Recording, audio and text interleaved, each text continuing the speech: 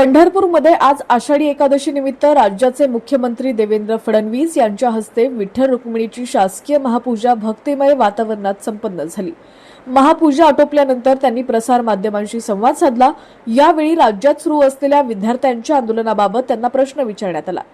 मला असं वाटतंय की सगळ्यांना लोकशाहीमध्ये आपलं मत मांडण्याचा अधिकार आहे। हा जो काही मोर्चा होतोय या मोर्चाला विद्यार्थ्यांशी काही देणं घेणं आहे याची शक्यता कमी आहे।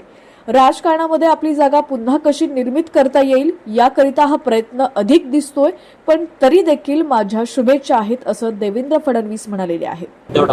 याच संदर्भात मला असं वाटतं की सगळ्यांना लोकशाहीमध्ये आपलं मत मांडण्याचा अधिकार आहे।